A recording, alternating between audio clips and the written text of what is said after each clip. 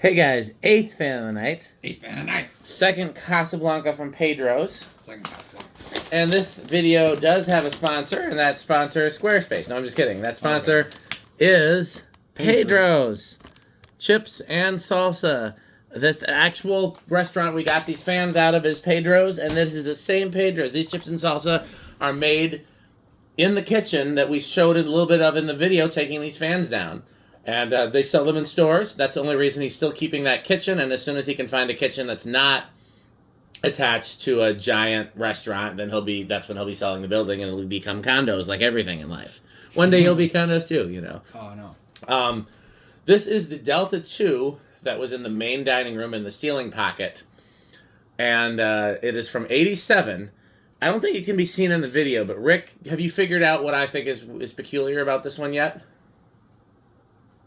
Oh, no, honestly, I'm still a little baffled. Okay, I'm going to take the camera out and see if I can show it. So our Casablanca experts might be able... Oh, something's kludgy with the coupler. That's actually a normal coupler from a 90s Casablanca and a normal down rod from a 90s Casablanca. But I don't believe they were using that in 87. If I'm wrong, somebody correct me. Where it's like a... I thought that was usually like set screwed.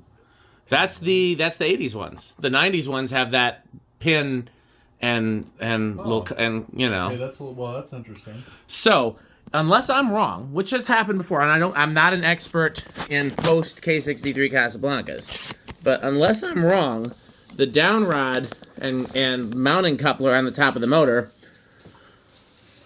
are much newer than the fan, which supports my theory of musical fans, that they were just moving them around the restaurant as ones failed. Right.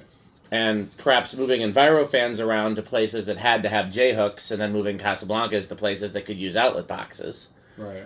And the thing that has confused me the most, and this might be that might be part of an answer to that, is my memory when I went to Pedro's as a kid. There were no 5-blade Casablancas other than the Panamas. As a kid, all of the Casablancas were 4-blade, including the one in the foyer. Now, so we know they were all Envirofans when it was built, except for possibly the Panamas. Mm-hmm. But in my memory, there was always a Casablanca in the foyer. Mm-hmm. And that Casablanca was 4-blade in my childhood memory. Now, I could be remembering wrong. I'd love to find some photos from the 80s or something that could prove me right or wrong. But my theory is that this one was actually originally in the foyer. And then it got moved... That kind of checks, honestly, based on... to the main dining room when they had to shuffle fans around. Mm-hmm. Because I remember... I honestly don't remember if there was an Envirofan or a Casablanca in the ceiling pocket in the main dining room in the 80s. So it could have been an Envirofan there. And then they shuffled that Envirofan somewhere else, or that Envirofan got a balloon stuck in it. But yeah, it was always a Casablanca in the foyer in my memory. So I think the 5-blade Casablancas were originally 4-blade, and they got replaced or shuffled around or something to that effect. So this is the only surviving 4-blade original Casablanca, I think. So do you remember there ever being more than... So you're saying anything that was a Casablanca was 4-blade? That's what my memory says. I could be wrong. Kids' memories are not always perfect, and the fans were usually on. Right. But my memory is that the one in the foyer was definitely 4-blade, because I remember going in there as an adult and being shocked that it was 5, and I was like, "That's not what I remember." Right. I always remember, like, my whole childhood, Pedro's was a combination of Casablancas and Envirofans. But the Envirofans were all brass. The Panamas were the only 5-blade Casablancas, and the Deltas were all 4-blade. That's what I remember. Okay. So interesting. So we're wondering if this might have been the foyer one, and then they started replacing. See, the thing I don't understand is, so there's only 3 Delta 2s? 3 Deltas. There's 3 Delta 2s. 2 of them are 5-blade, and this one is 4-blade. So I'm wondering, was there a period of time where this was in the lobby, and then those 2 would have been either Envirofans or 4-bladers. 4-blade. Yeah. It seems unlikely if Casas would have failed that fast. Balloons. I guess. Flywheels. It's not impossible, but not. Yeah, I think that Again, we're going way into the like what's possible with my memory, but my memory, I'm certain that the foyer fan was a Delta 2 when I was a kid. Yeah. And then I'm pretty sure there was one other Casablanca besides the Panamas, and it was 4-blade. Was it in that back room? Was it in the ceiling pocket, or were those all Envirofans? It's also possible that maybe there was a 4-blade Casablanca in that back room, and it was like a 1.5 and 1.4, and I just didn't notice that one was 5, and then the 4-blade got replaced with the Huntington. But I'm pretty sure there was an Envirofan in that back room in my lifetime.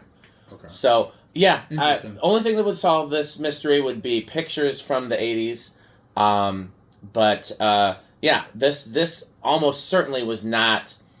This fan had to be somewhere else before it was in that ceiling pocket, because otherwise, why is the downrod so much newer than the fan? Yeah, that makes no sense. It had to be somewhere else.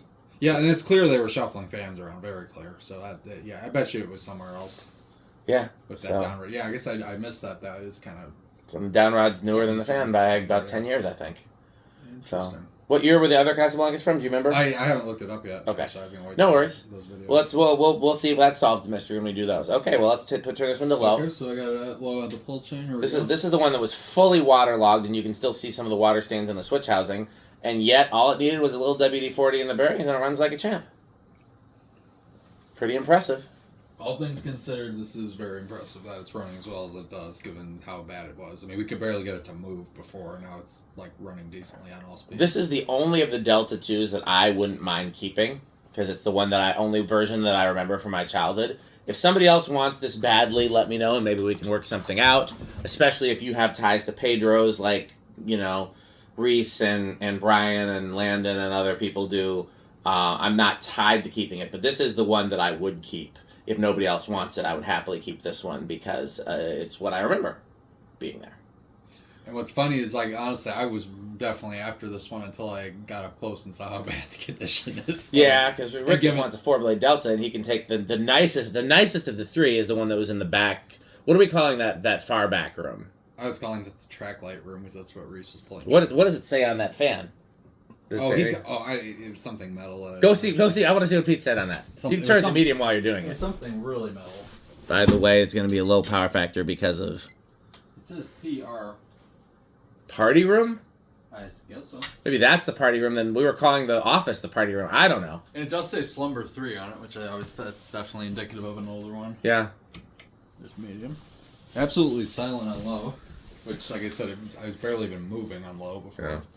Rick has made a good point that, like, you probably, in terms of, like, vintage 80s fans, you probably saw more Delta 2s than any other fans in public places. Oh, yeah. Well, and that's why, because I just like Delta 2s, because, I mean, yeah. I like them, too. Portillo's restaurants, which is a big Chicago thing, Delta 2s is a very common choice. I've seen them in a lot of restaurants. But the thing is to Pedro's, I don't have any childhood attachment, so I'm like, I'd rather just have the best one, that if I'm going to keep one. So, but yeah, no, this one is still really cool, and also, man, that is wobbly. Yeah, I think it's warped flywheel. This one's definitely warped flywheel. You could see it kind of bouncing. So yeah. Oh, we forgot to do that. I did it, but it's going to be. I did it on low. I think. I'm okay. It on medium. So 0.47, 29 watts. You just know with capacitor-based speeds, it's going to be a low power factor. Well, yeah, so there's really not too much point in doing it on on speeds we know are capacitor-based. And then on high, start hearing the bearings a little, but it's smooth. I've known fans with relatively new bearings that sounded that noisy. Okay. That's not bad. 0.88, 106 watts, and a whole power factor. Okay. Alright, let's see how it's doing. This thing's been to hell and back and it's still working. Yeah? Yeah, it's definitely, that flywheel's definitely worked. The blades actually look pretty good. And this is a 50-inch fan, right? These are 50? I believe so, yeah, because I got the... I don't think we have the math for 50, but I'll do it the long form way. I'm getting 878 RPM. Hold on, I'm doing the CFM math for just the... It's going to be like 220. Yeah, so 13.61 is what I'm getting for 50. Okay, so you said it's 878, you said? It's 220, yeah, like 220. Yeah, it's 220 on the nose. Good math.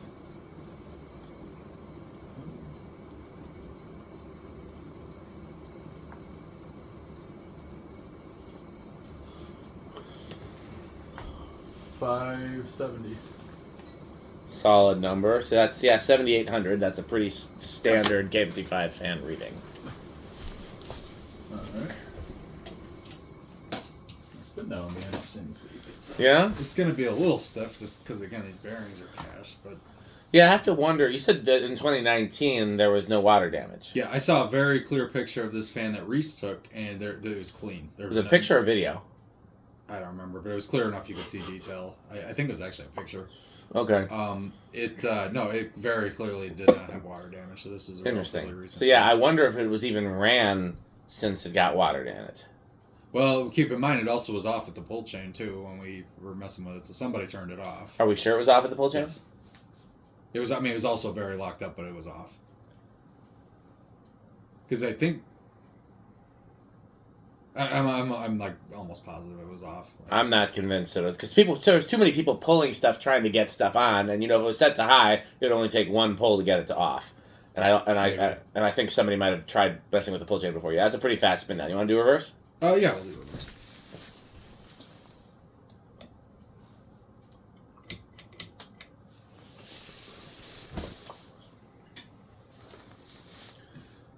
Still does well on low. Even. Yeah, that's what I mean. It's not having any trouble starting. And I've said many times I do like Casablanca's speed choices. I think they really nailed what the speed. If you're gonna have a 3-speed fan, what the speeds need to be. I could do with a slower medium, but otherwise, yeah. Oh, I like a fast medium. Nah, I use a slower end usually. 4-speed solves that problem for sure. It does. So nice Casablanca low. I'm convinced that 5 is the perfect number of speeds, though. You have an aesthetic low, a functional low, a lower medium, a faster medium, or a backed off high, and then high. That's fair. I mean, you don't get a lot of 5-speed controls, really, but... No, but I've spent a lot of time, especially like daydreaming when I was in school, designing my own fans, and I determined that if you couldn't have variable speed, then 5-speed was what you wanted. If you wanted the perfect drive. Of course, the problem with more than 3 speeds is it just confuses most people. Yeah, that is true. I mean, even a fan collector, it's not like paying attention, but it's still so used to the 3. Okay. Got a little hint on 0 to high here. Okay, so where do we think this one's going to start on the tester, given that the bearings are still a little stiff? Normally these would start on 2. I'm going to give it 4. I'll say 3. 1. Did it budge? 2. Oh, 2 definitely. Definitely budged. 3. Well, Rick might have this one. 4. In fact, by Price is Right rules, he definitely does, because if it doesn't keep going at 4, he's still closest without going over. Yeah, I think... So if we decide that this is last fan of the night, and we could, then maybe we leave it on the test rig and let it run, because I think this would definitely free up if it just ran. Yeah, it needs to just kind of let the oil work through a bit. I mean, sure, you could even do that on the floor, too. Could do it on the floor. Okay, so that's pretty much like factory low. Here's 5 would be factory low. Okay, here's 5 then.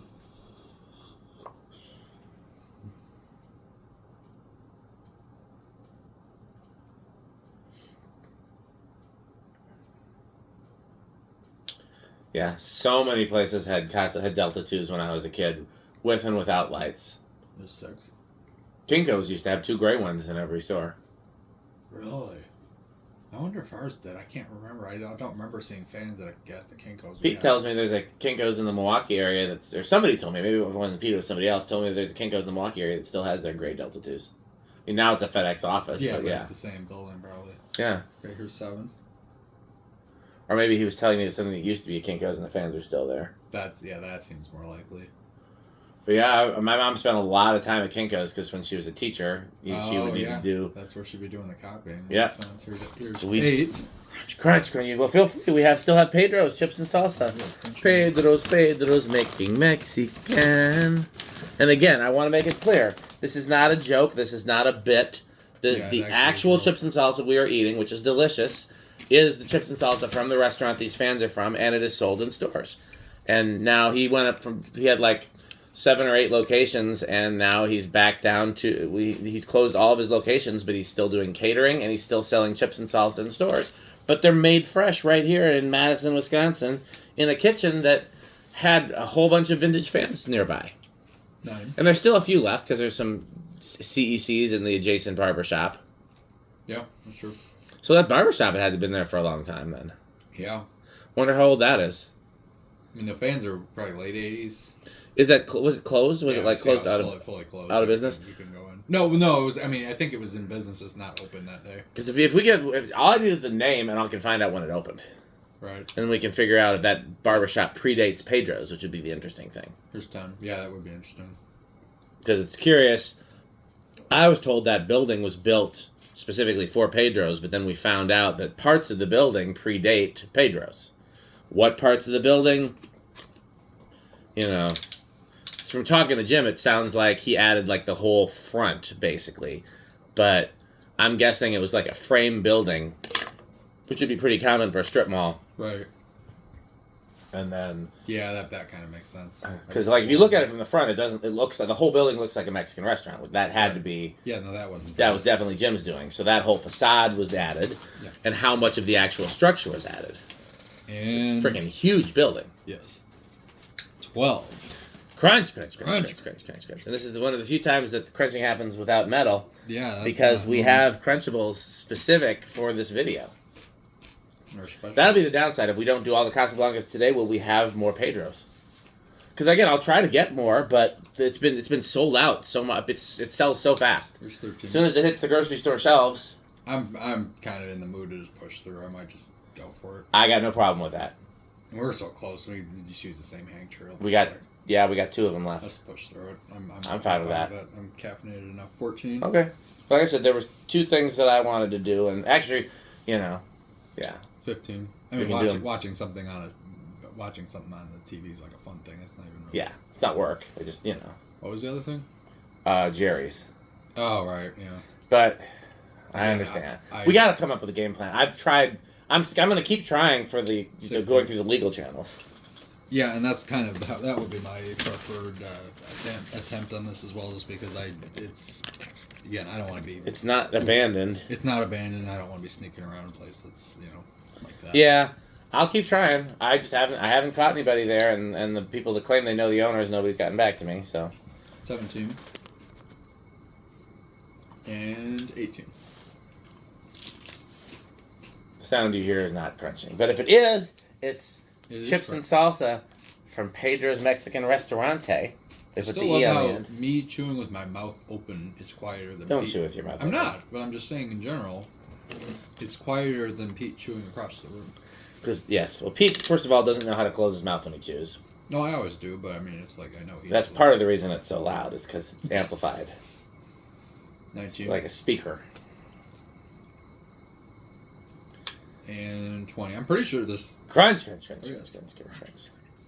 I just wonder what it's like as a parent to find out that your kid is either Jonas or Metal Pete. Or even Stuart. Stuart's parents, I don't think... Know what it's like to have a kid that's a Stuart? I think they really wish he was normal. Like, I think they would be so much happier if he didn't look like Stuart. Well... Which is sad, but I think that's the truth. I mean, even if he didn't look like Stuart, the inside would still be there. Yes, absolutely. You can take the mullet off of Stuart, but you can't take the Stuart out of the mullet, I guess. Yeah, so there's always a mullet in the heart. Something like that. 21, 22.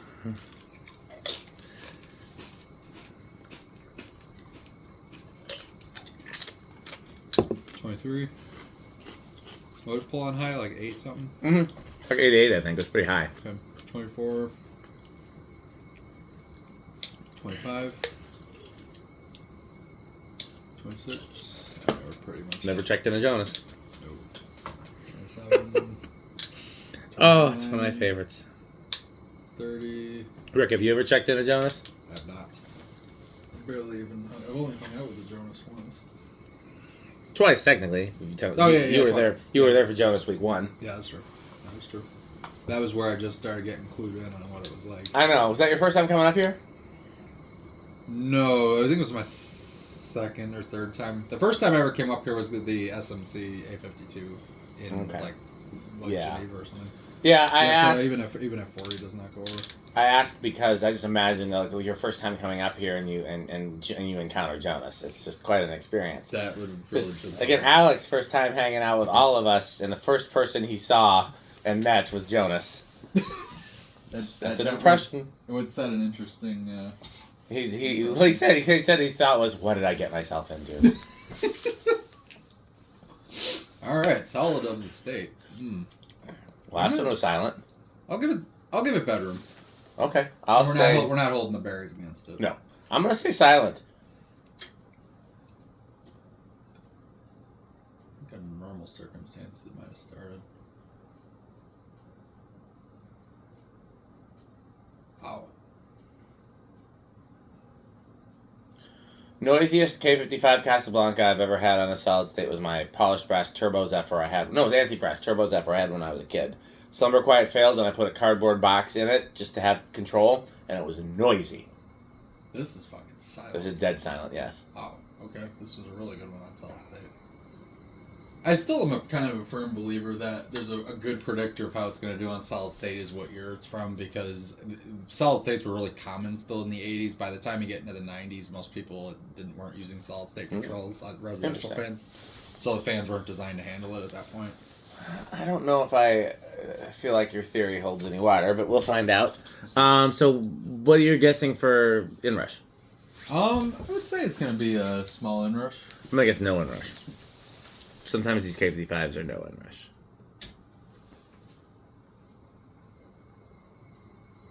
What did it draw on high? That was 8.4. Oh, okay, then I'm wrong. We're both wrong. It's a big inrush. I thought it was drawing 8.8. Oh, no. I guess 8.5. That was 8.4, 8.5, kind of teetering. Yeah, so it's big? I can't remember now. It went up to 8.8. Yep, then it's big. So we're both wrong. We're both wrong on this one. Okay. For me, K55 Casablancas are either no inrush or big inrush. Small is not common. Some of them are no.